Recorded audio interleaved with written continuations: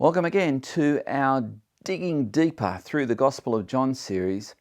We're now going to be looking at the sixth sign that Jesus did, and this one is going to get him in a lot of hot water. Let's see why.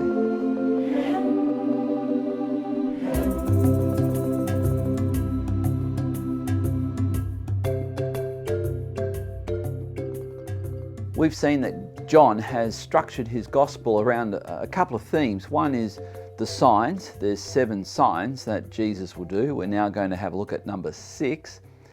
And also the Jewish feasts. So Jesus finds himself in Jerusalem very specifically at key moments. We've seen that there was one Passover where he wasn't there, but he actually did some of the things that replicated the Passover in feeding the 5,000. And now we're going to see that Jesus does something on one of the other very holy days for every Jew, particularly the Jewish leaders, and that is he will heal a man on the Sabbath.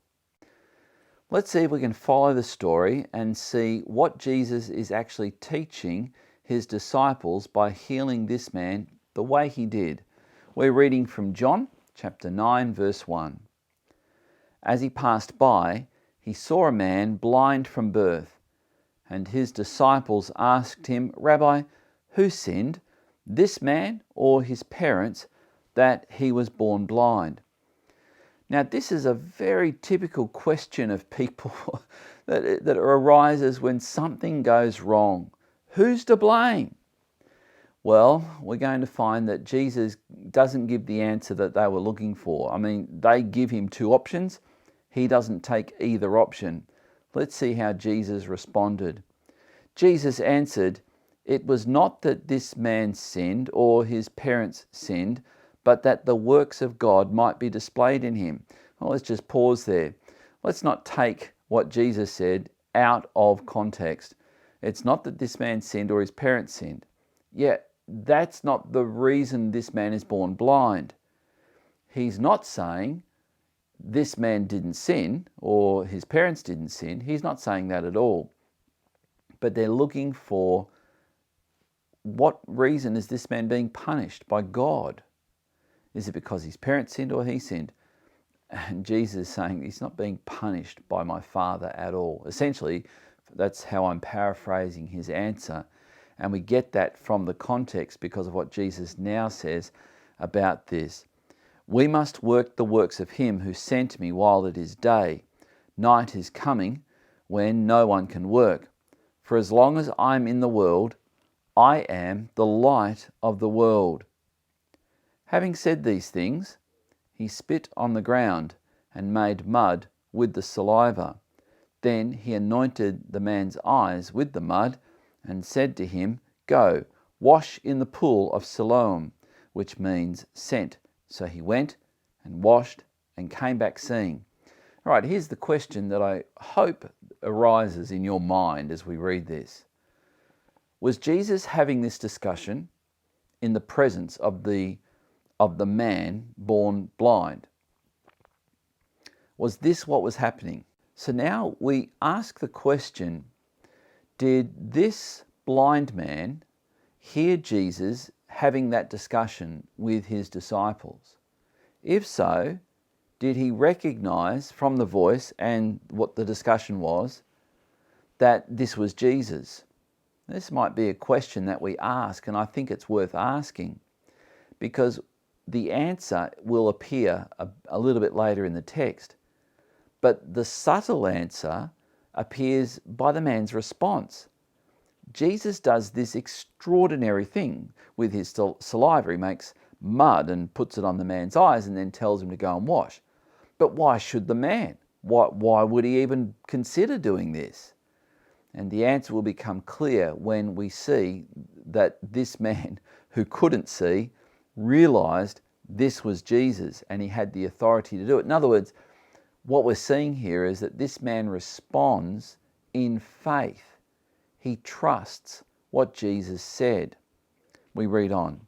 The neighbours and those who had seen him before as a beggar were saying, "Is this not the man who used to sit and beg?" Some said, "It is he." Others said, "No, it's like him." He kept saying, "I am the man." So they said to him, "Then how were your eyes opened?" He answered, "The man called Jesus made mud and anointed my eyes and said to me, 'Go to Siloam and wash.' And so I went and washed and received my sight." They said to him, "Where is he?" He said, "I do not know." They brought to the Pharisees the man who had formerly been blind. Now it was a Sabbath day when Jesus made the mud and opened his eyes. So the Pharisees again asked him, how had he received his sight? And he said to them, "He put mud on my eyes, and I washed, and I see." Some of the Pharisees said, "This man is not from God, for he does not keep the Sabbath." But others said, "How can a man who is a sinner do such signs?" And there was a division among them. So they said again to the blind man, "What do you say about him, since he has opened your eyes?" He said, "He is a prophet." The Jews did not believe that he had been blind and had received his sight, until they called the parents of the man who had received his sight and asked them, "Is this your son, who you say was born blind? How then does he now see?" His parents answered, "We know that this is our son, and that he was born blind, but how he now sees we do not know, nor do we know who opened his eyes. Ask him, he is of age, he will speak for himself." His parents said these things because they feared the Jews, for the Jews had already agreed that if anyone should confess Jesus to be Christ, he was to be put out of the synagogue. Therefore his parents said, "He is of age, ask him." So the second time they called the man who had been blind and said to him, "Give glory to God. We know that this man is a sinner." He answered, "Whether he is a sinner I do not know. One thing I do know, that though I was blind, now I see." They said to him, "What did he do to you? How did he open your eyes?" He answered them, "I have told you already, and you would not listen. Why do you want to hear it again? Do you also want to become his disciples?" And they reviled him, saying, "You are his disciple, but we are disciples of Moses. We know that God has spoken to Moses, but as for this man, we do not know where he comes from." The man answered, "Why, this is an amazing thing. You do not know where he comes from, and yet he opened my eyes. We know that God does not listen to sinners, but if anyone is a worshipper of God and does his will, God listens to him. Never since the world began has it been heard that anyone opened the eyes of a man born blind. If this man were not from God, he could do nothing." They answered him, "You were born in utter sin, and would you teach us?" And they cast him out.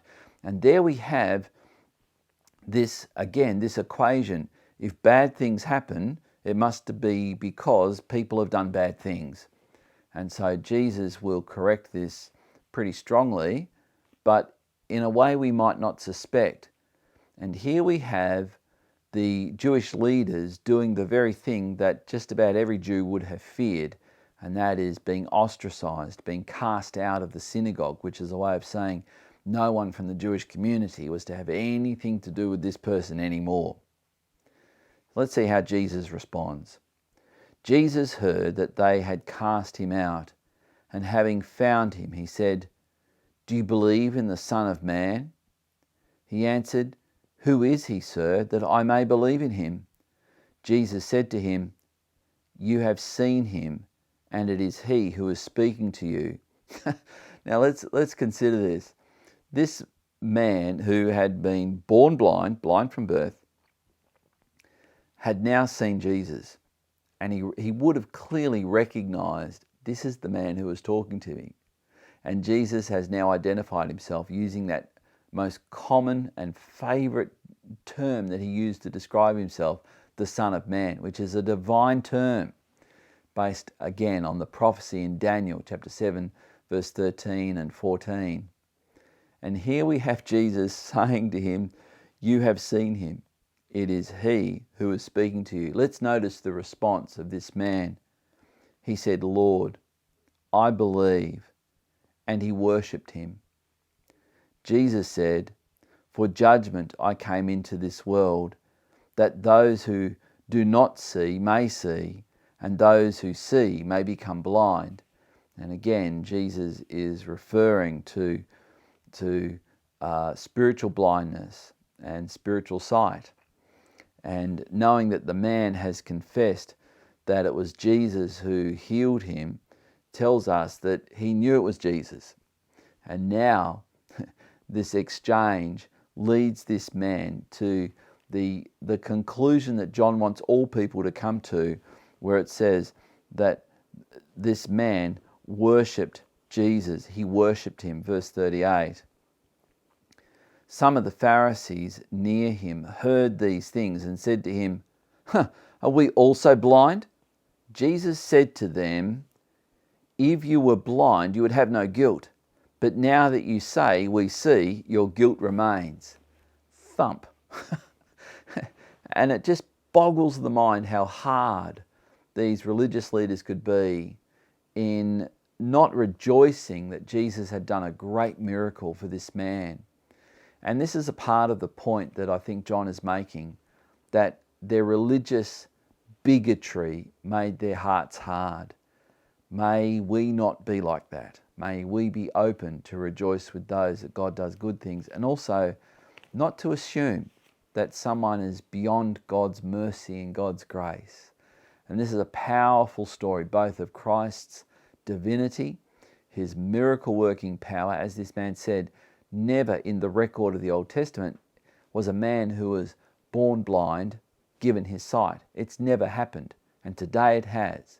So Jesus has done something extraordinary, and this is an occasion to rejoice, not to go finding fault. With that, let's pray. Father, help us to be a people who respond to you with an open heart, who are not judgmental, not condemning, but Lord, use us as vessels and agents of your mercy and your grace. May we, like Jesus, touch people in their greatest need, and may you use us to do so. And I pray that all those who are joining with me now in this Digging Deeper series through John would be agents of your healing to a sick, dying, hurting and blind world. And I pray for this in Jesus' name. Amen. Thanks for joining with me. We're going to continue through this series of digging deeper through John's Gospel, and I hope you can come on this journey with me.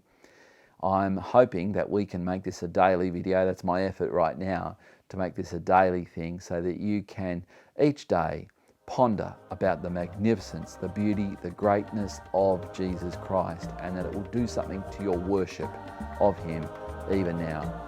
So I look forward to seeing with you who Jesus is in our next video. Thanks for joining with me now.